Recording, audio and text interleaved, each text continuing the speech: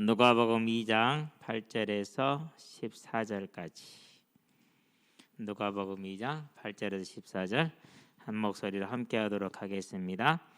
그 지역의 목사들이 밤에 밖에서 자기 양떼를 지키더니 주의 사자가 곁에 서고 주의 영광이 그들을 두루 비침에 크게 무서워하는지라. 천사가 이르되 무서워하지 말라. 보라, 내가 온 백성에게 미칠 큰 기쁨의 좋은 소식을 너희에게 전하노라. 오늘 다윗의 동네에 너희를 위하여 구주가 나셨으니 곧 그리스도 주시니라. 너희가 가서 강보에 쌓여 구유에 뉘어 있는 아기를 보리니 이것이 너희에게 표적이니라 하더니 호련히 수많은 천군이 그 천사들과 함께 하나님을 찬송하여 이르되 지극히 높은 곳에서는 하나님께 영광이요 땅에서는 하나님이 기뻐하시는 사람들 중에 평화로다 하니라. 아멘. 큰 기쁨의 좋은 소식이다.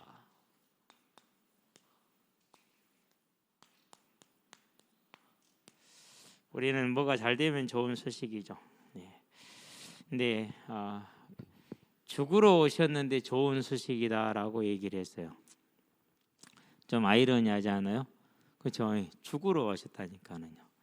우리는 이걸 잘 기억을 해야 돼요. 그래서 복음은 뭐가 복음입니까? 저와 여러분들에게 뭐가 주어져 있다라는 거요? 영원한 생명인 부활이 주어져 있다라는 겁니다. 이 부활 이후에 뭐가 기다리고 있어요?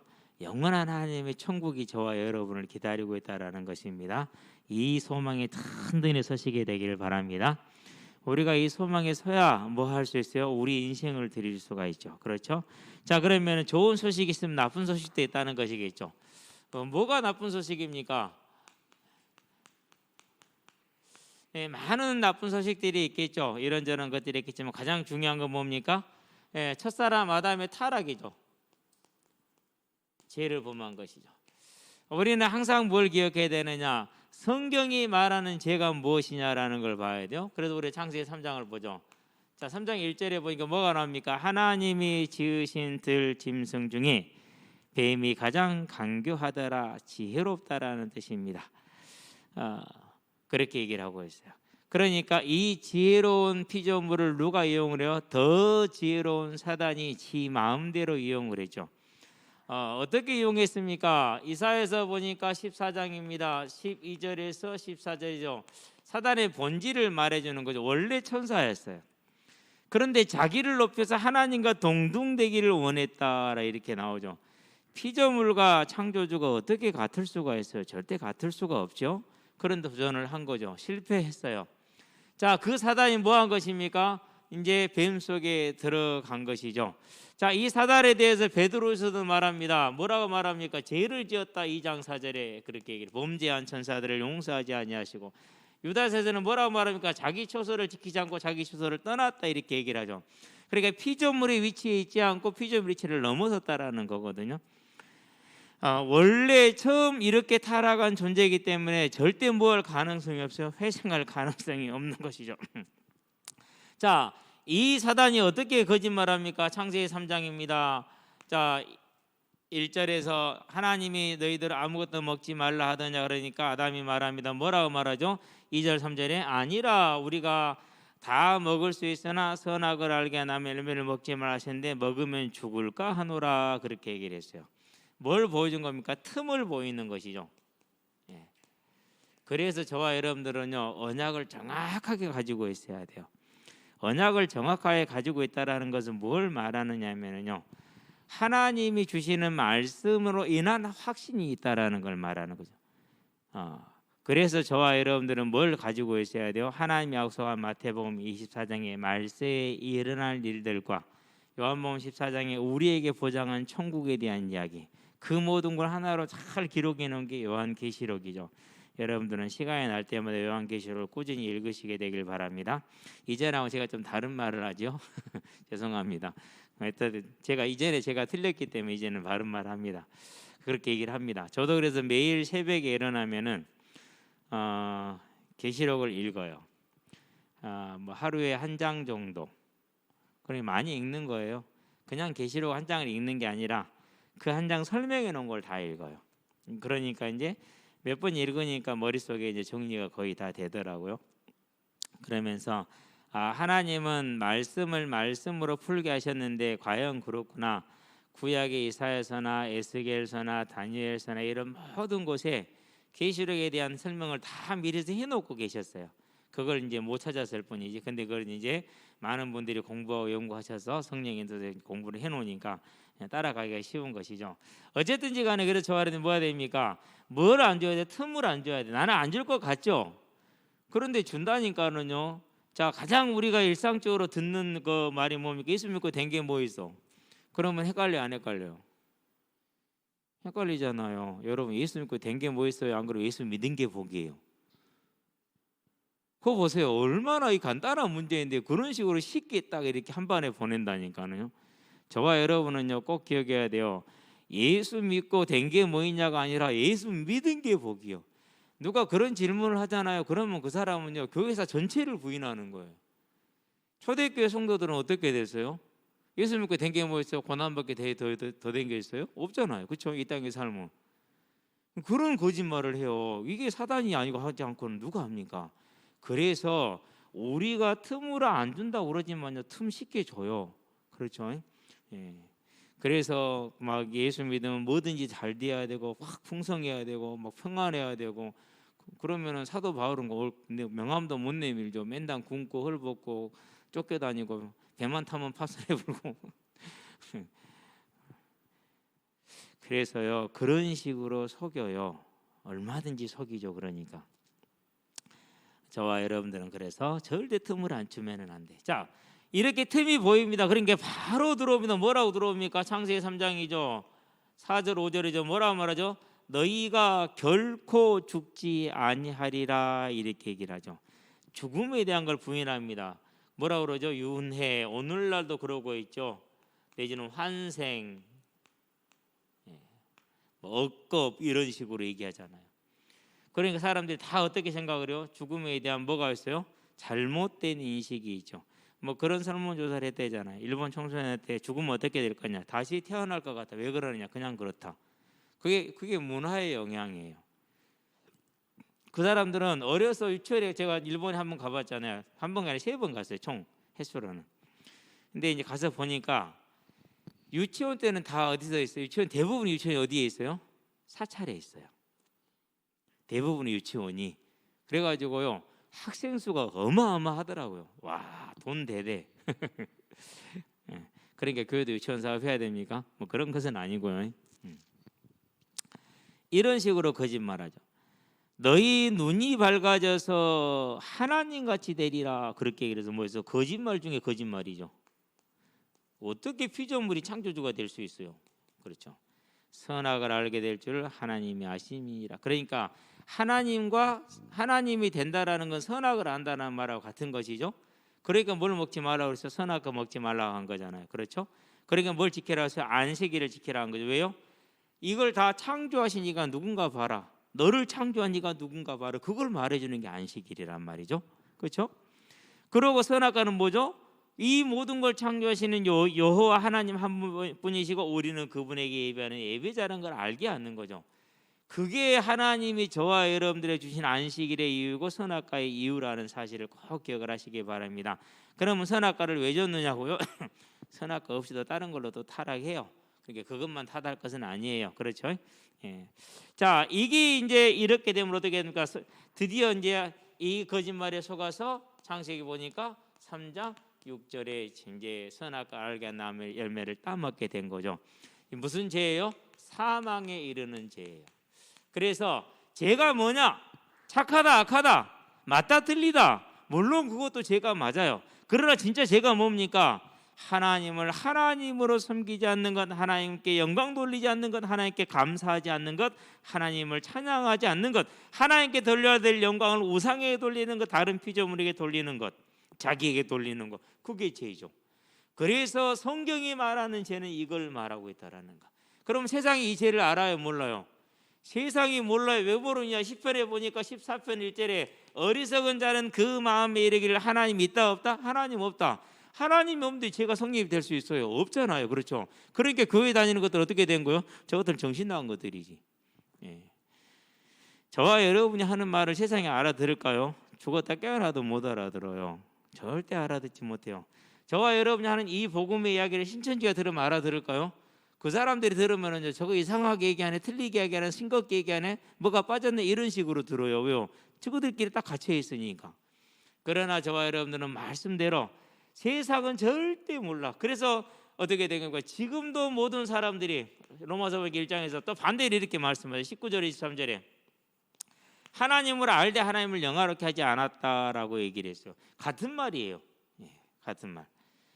자, 마음에 이르기를 어리석은 자가 마음에 이르기를 없다 그렇게 얘기를 했죠. 그 말은 무슨 말인가? 있는데도 없다는 소리거든요. 그러니까 같은 말이 되는 거죠. 그게 뭐예요? 그게 죄이죠. 이 죄로 말미암아서 뭐가 오게 됩니까? 그로 말미암아서 저와 여러분의 삶에 짐이 주어지죠. 하나님이 뭐가 임했어요? 진노가 임했죠.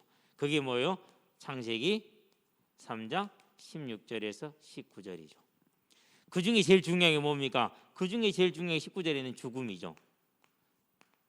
죽음. 육신이 죽는 것이죠. 영혼도 죽는 것이죠. 완전히 죽은 것이죠. 그러니까 이 죽음에 빠진 거예요. 자, 이 아래에 있으니까 어떻게 됩니까? 그러니까 이 진노 아래에 있는 모든 사람들에게만 가장 궁극적인 죽음이 뭐죠? 그것이 이제 마태복음에 나와 있죠. 25장이죠. 30절이죠. 바깥 어두운 데에 던져서 밤낮 울며 이를 갈리라. 그래서 바깥 어두운 데 지옥이에요. 그것을 뭐라고 표현했습니까? 41절에 마귀와 그 사자들을 위하여 예비한 영영한 지옥불이다 이렇게 얘기를 했어요. 이걸 계시록에서 뭐라고 말하고 있죠? 20장에서 11절에서 15절에 행한 대로 심판을 받되 지옥에서 고난을 받을 것이다 라고 얘기를 하고 있어요. 누가요? 창세로부터 생명책에 기록되지 못한 자 이렇게 얘기를 했어요. 그러면은 저와 여러분들이 창세로부터 생명책에 기록이 되었다. 하나님이 구원주교를 작정했다라는 사실을 보시게 되길 바랍니다. 그래서 믿음을 꼭 뭐가 잘 되고 막 다 해결되고 다 채워지고 그렇게 생각하는 것을 빨리 떠나셔야 돼요. 믿음은 뭐라고요? 요한 1서에 보니까 요한 베드로전서에 보니까 요한 1장 9절에 믿음의 결국은 뭐라고요? 영혼의 구원이라고 그랬죠. 영혼의 구원은 무슨 말입니까? 부활이라는 거예요. 저와 여러분들에게 믿음의 이유, 믿음의 목적은 부활에 있어요. 이 사망 아래에 있으니까. 자, 이 인생의 결론을 가지고 출발합니다. 그런데 그 과정도 쉽지 않습니다. 누구에게 절을 합니까? 귀신에게 절합니다. 대저 이방인의 제사하는 것은 귀신에게 하는 것이요 귀신과 교제하는 것이다. 귀신과 교제하면 어떻게 됩니까? 요한복음 10장 10절에 도적이 오는 곳은 도적질하고 죽이고 멸망시키라는 것뿐이다. 그러니까 도적질하고 죽이고 멸망시키죠. 자, 이걸 또 볼 때도 우리가 어떻게 봐야 됩니까? 아니 저 사람이 예수 안 믿어도 잘 되는데요, 황제이고 재벌이고 그러는데요 이렇게 얘기하잖아요. 그렇죠? 아니죠. 잠깐 그러는 것이죠. 그러면은 재벌이면 편할까요? 얼마 전에 삼성의 회장이 미국을 갔다 왔어요. 그러고 나서 이제 뭐 몇 개월 동안 교도소에 있다가 이제 갔다 온 거잖아요. 그러고 뭐라 했어요? 위기다. 그래서요 삼성 사장단을 전부 다 40대로 바꿨어요. 젊은 친구들로. 뭐 좋은 건지 나쁜 건지 잘 모르겠어요. 자, 그러면 저와 여러분 지금 위기다 느끼는 거 있어요? 없어요? 별로 모르잖아요. 누가 더 나아요? 그러니까 여러분이 훨씬 나아요. 삼성 회장보다. 근데 우리는 그냥 부러워하죠. 그렇죠? 그게 이제 저와 여러분들이 세뇌 당한 결과예요. 자, 도적이 오는 것은 도적질합니다. 죽입니다. 멸망시킵니다. 어떻게 합니까? 지옥에 떨어지는 것으로 나가게 하는 겁니다. 이 땅에 사는 날 동안에도 쉼이 없고 안식이 없고 사랑이 없고 소망이 없고 평안이 없습니다. 그게 하나님을 떠난 도적질 당하는 삶의 모습이죠. 자, 그 모습을 뭐라고 표현했습니까? 마태복음 6장에서는 31절에서 32절에 무엇을 먹을까 마실까 입을까 염려하는 삶을 살게 되죠. 오늘 이제 어떤 한 사람을 소개하고 싶어요. 피득이라는 사람이 우리나라 말하는 피득이야. 피터스를 우리나라 말로 이름을 개명을 할 때 피득이라고 이름을 바꿨어요. 그 한 사람을 소개하고 싶은데 그 한 사람도 유대인이요. 예수를 만나기 전에 이렇게 살았어요. 예수를 만나기 전에 무엇을 먹을지 입을지 마실지. 러시아에 태어난 유대인이에요. 러시아 상황이 1800년대에 얼마나 안 좋아한지, 가난하고 힘들잖아요. 황제 그 뭐라고 할까, 재정 러시아이기 때문에 서민들의 삶은 정말 힘들었고 귀족들을 제외하고는. 근데 유대인이잖아요. 그러니 얼마나 힘들었겠냐. 그래서 호주로 가려고 멀리 배를 타고 하다가 이집트에 도착을 했어요. 근데 거기서 이제 호주에 대한 상황을 들어보니까 너무 안 좋거든. 그래서 포기하고 미국으로 가려고 또 배를 타고 갔어요. 갔는데 미국에 대한 상황도 들어보니까 안 좋거든요. 그래서 다시 러시아로 돌아가려고 들른 항구가 이제 일본이에요. 나고야인가 하여튼간 일본에 들렸어요. 거기에 머무는 동안 2주 동안에 일본에 있는 개신교 교회를 가서 미국인 선교사를 만나서 그리스도를 영접을 해요. 그리고 2주 만에 세례를 받았어요. 그러고 자기는 러시아로 왜 돌아가려고 그랬느냐, 먹고 일하려고 러시아 가서 철도 노동자라도 해야겠다 생각을 하고, 그러고 이제 러시아로 돌아가는 길에 이렇게 된 거죠. 자, 그런데 그렇게 만났는데 거기에서 이제 무슨 권유를 받느냐, 혹시 조선에 가서 이렇게 성경을 팔면서 전도할 생각이 없느냐. 그래서 권유를 받고 조선에 넘어왔어요. 그게 1985년이에요. 그런데 왜 이분이 중요하냐, 유대인이라고 그랬죠. 조선어까지 해서 8개 국어를 해요. 조선어를 몇 년 만에 터득을 했느냐, 2년도 채 안 됐는데 성경을 조선어로, 히브리 성경을 조선어로 옮길 만큼, 한국말로 옮길 만큼 이게 빠르게 터득을 한 거예요. 참 놀랍죠. 하나님 하시는 일은 그래요. 하나님이 그 사람한테 그 언어의 재능을 주신 이유가 거기에 있어요. 그래서 이제 책을 팔기 위한 그런 직책을 가지고 이제 왔는데, 권서라고 그러더라고. 권서, 책을 권한다라는 뜻이에요. 왔는데 와서 보니까 오늘 본문 누가복음이죠. 이게 1882년에 중국서 번역된 거, 스코틀랜드 선교사에서 중국서 번역됐어요. 로스라는 선교사님이 그 한 권, 누가복음 한 권을 번역해서 그거 한 권 조선에 있는 거예요 지금. 다른 건 성경에 있어요, 없어요? 없어요. 그냥 누가복음 하나만 있는 거예요. 그걸 보고 본인은 이제 구약 성경을 뭐 매일 묵상했잖아요. 그 중에서 시편을 매일 묵상을 했잖아요. 그래서 시편을 자기가 이제 번역을 할 결심을 해요. 절반을 번역을 해요. 조주시는 다 빼고 축복시 찬송시만 다 해가지고, 그렇게 해서 조선에 온 지 3년 만에 그걸 번역해낸 거예요. 와서 3년 동안 언어를 배우면서 번역을 한 거죠. 그렇죠. 그런데 그 전에 삶은 어땠어요? 그 전에 삶은 무엇을 먹고 마실까 이 없냐, 이런 삶이었어요. 그게 뭐예요? 하나님 떠난 자의 삶이죠.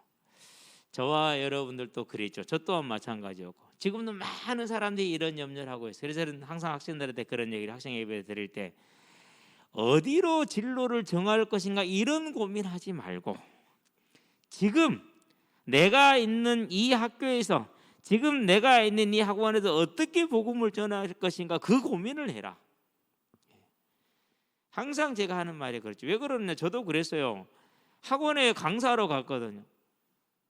학원에 강사를 갔는데 학원을 간 이유가 한 가지밖에 없어요. 복음 전하기 위해서. 누구한테? 학생들한테. 학교를 가려고 보니까 교사 자격증으로 취득을 안 해놨어. 그까짓 교사 자격증. 저희 재학 때는 그랬어요. 그까짓 교사 자격증. 저도 안 갖는다. 80년대 대학 다닐 때는 교사 자격증 저도 안 갖는다고 교사 자격증이었어요. 20학점인가만 취득하면 되고, 별거 아니에요. 금방 할 수 있어요. 쉽고 간단한 건데 안 했거든요. 그까짓 거 왜 하냐고 우리가 안 했는데, 그때 후회되더라고. 하긴 뭐 후회해봐 소용이 없죠. 그랬으면 내가 학교를 갈 건데, 학교는 못 가니까 어디라도 가자, 학원이라도 가자. 그래 학원을 간 거잖아.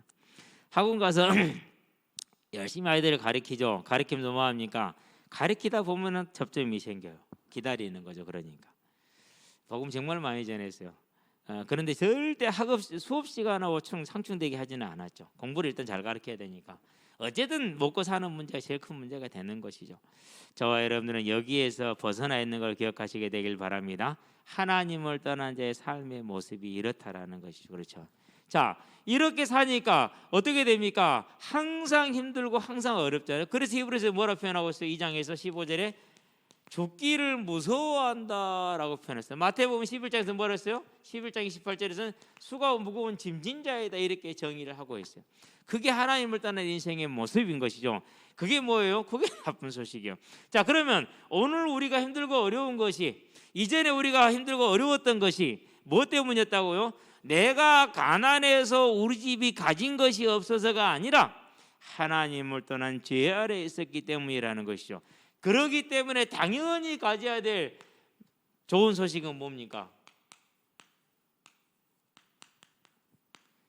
당연히 가져야 될 좋은 소식은 뭐예요?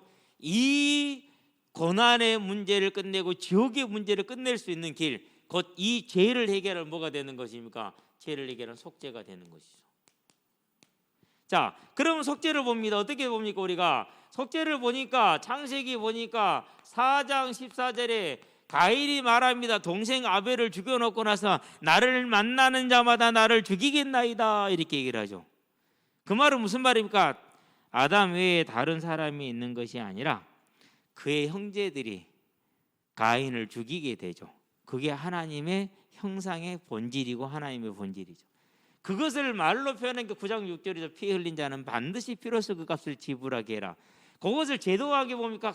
제도에서 가르치는 레위기 17장 11절 14절이죠. 뭐라고 그럽니까? 이 피를 너희에게 주어 너희 죄를 속하게 하였으니 너희는 피를 뭐하지 말아라? 먹지 말라라고 얘기를 하죠. 이번 주부터 다음 주부터 레위기 17장은 이제 읽게 되죠. 16장까지는 하나님을 섬기는 법에 대해서, 17장부터 29장까지는 사람과의 삶을 어떻게 살 것인가에 대한 방법을 말해주는 게 레위기거든요. 우리는 이제 16장까지 봤어요. 17장은 다음부터 이제 보게 될 겁니다. 자, 속죄의 성격이 이래요. 대가요. 반드시 공정한 대가. 뭘 지불해야 됩니까? 죄를 상쇄할 생명의 값을 지불해야 돼요. 죄값인 생명을 지불하죠. 우리한테 길이 있어요, 없어요? 저와 여러분은 할 수가 없어요. 분명히 제사를 주셨는데 그 제사로는 뭐 할 수 없다고 그랬습니까? 1절에서 4절에 죄를 없이 할 수 없다. 11절에 자주 드리는 같은 제사로는 죄를 없이 할 수 없나니 그랬어요. 왜 그렇습니까? 짐승의 피로 사람의 생명을 대신할 수 없기 때문에 그런 것이죠. 그러면 다른 것으로는 어떤 것도 할 수 없어요. 그래서 뭐라고 표현합니까? 그래서 절대 불능이다 이렇게 얘기를 하는 것입니다. 사람의 힘으로서는 죄값을 지불할 길이 없어요. 착하게 산다고요? 착하게라는 개념 자체가 존재하지 않아요. 그렇죠? 예. 그러면 돈은요? 물건을 사고 팔기 위한 수단인지 그것이 생명을 살 수 있는 수단인 절대로 될 수가 없어요. 그 어떤 것도 하는 게 길이 없는 것이 되어버리는 겁니다. 자, 그래서 이 속죄를 위해서 뭘 주셨다고? 창세기 3장 15절 여자의 후손. 그 여자의 후손을 마태복음 보니까 1장 1절에서 16절 여자의 후손으로 오셨죠. 뭐하기 위해서요? 요한복음 1장 29절 하나님의 어린 양으로 대속 제물로 이 땅에 오신 것이죠. 그게 뭐입니까? 속죄를 위한 하나님의 방법. 그래서 오신 그분께서 우리가 못하니까 뭐한 겁니까? 대속하신 것이죠. 이게 좋은 소식이요. 그러니까 저와 여러분들에게는 오늘 말합니다. 뭐라고 말합니까? 다윗의 동네에 구주가 나신 곧 그리스도 주시라 이렇게 얘기를 했어요. 온 백성에게 미칠 큰 기쁨의 좋은 소식이다. 우리는 할 수 없기 때문에 대속하셔야 되지 않습니까? 대신해서 하시겠다라는 거죠. 그 예수님께서 십자가에 죽으신 요한복음 19장 30절이죠. 우리 죄값을 완전히 다 지불한 겁니다. 이제 내가 이러면은 하나님이 나를 사랑하고 내가 저러면 하나님이 나를 미워하는 것 아니야? 라는 것은 여러분 엄마 아빠나 그러지 하나님이 안 그래요. 이제 제가 조금 이제 나이가 들긴 들었나 봐. 오늘 우리 딸이 아빠 성적표 딱 보여주더라고. 딱 보고는요. 잘 봤지 그러더라고. 고생했다. 아 진짜예요. 제가 그냥 말하고자 한 말이 아니에요. 진짜 고생한 거예요. 시험 기간을 지켜보고 있으면서 되게 안쓰럽더라고. 왜 안쓰럽냐면요. 공부를 잘하는 사람은 학교가 놀이터예요. 근데 공부가 힘든 사람은 학교가 놀이터가 아니에요. 지옥이요. 얼마나 힘들겠냐고. 그걸 아버지 엄마가 이해를 안 해주면 누가 이해를 해주냐고. 고생했다. 힘들었겠다. 화이팅! 그러는 거죠. 아 진짜 이건 제 진심이에요. 그래서 저는요. 학교 다닐 때요. 우리 교실에서 공부하는 친구들을 제일 이렇게 배려를 많이 했고요. 잘 대해줬어요. 복음은 몰랐지만은. 왜 걔들은 힘들잖아요. 그렇죠. 이게 얼마나 걔들을 내가 잘해줬는지 몰라. 그래서 항상 공부는 앞에서 놀긴 뒤에서 놀고. 어떤 막 사람들은 3살 4살 많은 형들도 있어. 왜 3살 4살 많아요? 이 학교에 사고 치고 잘려가지고 저 학교 왔는데 또 사고 또 잘리고 또 저 학교 가지고 우리 학교까지 온 거야. 그렇게 1년 끌고 1년 끌고 4살까지 많아져본 거야 이제. 그러면요 솔직히 4년을 3, 4년 끌었는데 공부가 되겠어요 안 되겠어요? 그러면 뒷좌석에 가만히 앉아 있어요. 대단한 겁니다. 대단한 거예요. 그거 앉으면 사고 안 치고 앉아 있는 것만 해도 진짜 대단한 거예요. 그러면은 그런 친구들이 졸업 잘할 수 있도록 도와주는 게 얼마나 중요한 일입니까? 누가 도와줘야 돼요? 반장 부반장이 도와줘야지. 저는 반장은 아니고 부반장이 맨날 도와줘야지. 많이 도와줬어요. 시험 때 되면 불안해요 안 불안해요? 불안하지. 그러니까 태영아 노트 좀 빌려주라. 빌려줘요. 여기 가서 비싼 돈 들이고 복사해야 할 거야. 공부해야 안 해요? 뭔 공부를 해요? 평소에 안 해놨는데 못하지. 그냥 불안하니까 복사 한번 갖다 해놓은 거예요 이제. 시험이 어디서 나올지 모르기 때문에 컨닝도 못해. 컨닝도 누가 해요? 공부 좀 한 사람이 컨닝도 못하는 거예요. 그러니 얼마나 힘들겠냐고요. 저는 고등학교 때부터 진짜 그래서 그런 친구들을 잘 대해줬어요. 그래서 인기가 많았는지 모르지만 하나님이 뭐였어요? 이 땅에 오신 이유 요한복음 19장 30절 죽으셨어요. 그러므로 뭐 하셨어요? 저와 여러분의 죄값을 다 지불한 거야. 네가 잘해서 네가 못해서 아무 상관없어요. 이제는 저희 엄마 아빠 그런 수준을 하나님 보지 마시게 되길 바랍니다. 우리가 자랐던 부모님의 수준을 하나님 보시지 마시게 되길 바랍니다. 언제나 당당하세요. 뭐해서 내가 너를 지명하여 불렀나니 너는 내 것이요 끝이라니까는요. 내가 좀 잘했다 못했다 그런 것 가지고 하시는 분 아니에요. 로마서 잘 읽어보세요. 로마 교회에 있는 유대교 성도들은 안식일 지켰어요 안 지켰어요? 생명 걸고 지켰어요. 날과 절기를 생명 걸고 지켰어요 안 지켰어요? 생명 걸고 지켰어요. 음식 먹을 수 있는 거 먹을 수 없는 거 지켰어요 안 지켰어요? 생명 걸고 지켰어요.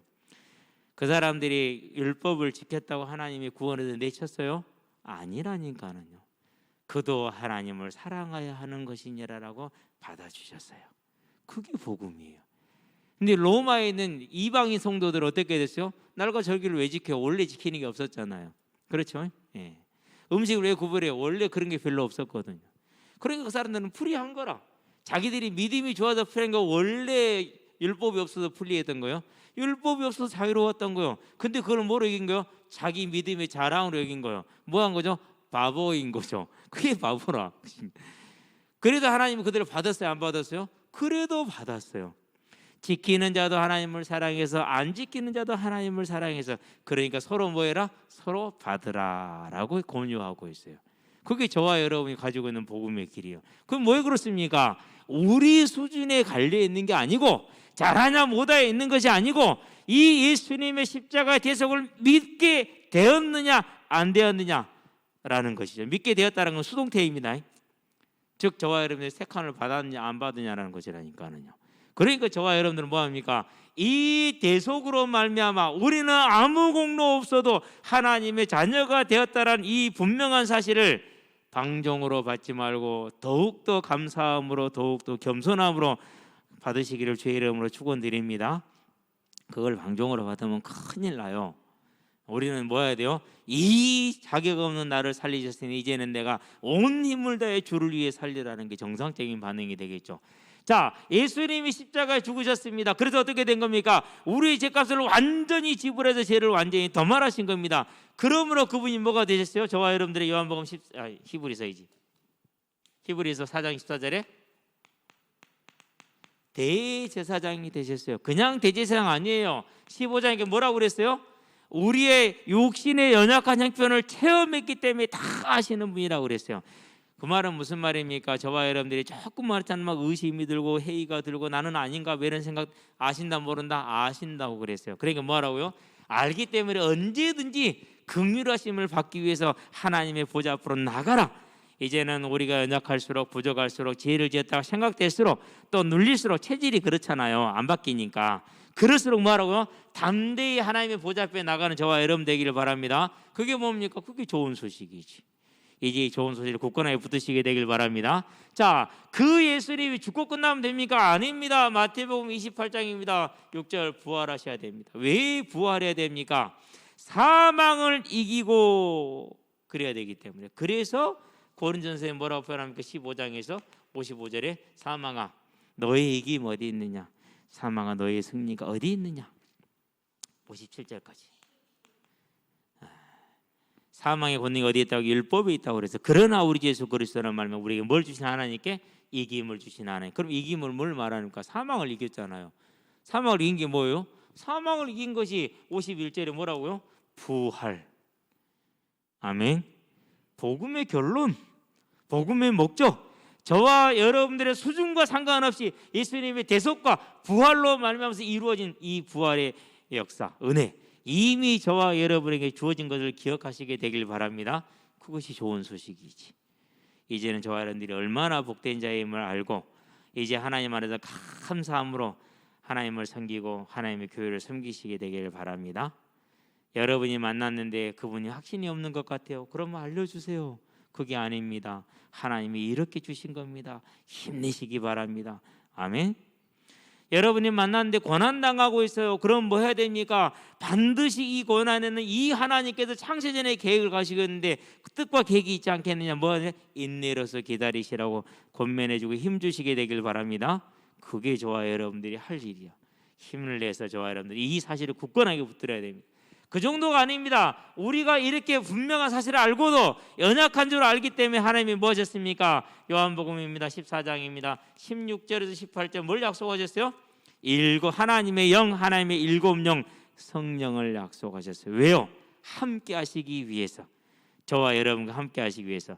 그래서 마태복음이 뭐라고 그럽니까? 1장 23절에서 1절에서 23절에 그 이름을 임마누엘이라. 뭐 때문에 임마누엘이라고요? 사도행전 2장 33절에 예수님께서 보좌에 앉으시고 하나님으로부터 뭘 받아서요? 성령을 받아서 우리에게 주심으로 뭐 하겠다는 것입니까? 우리와 영원히 함께 하시겠다라는 뜻을 가지고 임마누엘이라 하리라 이렇게 얘기한 것이죠. 그래서 이 성령께서 저와 여러분 안에 함께 하십니다. 영원히 함께 하십니다.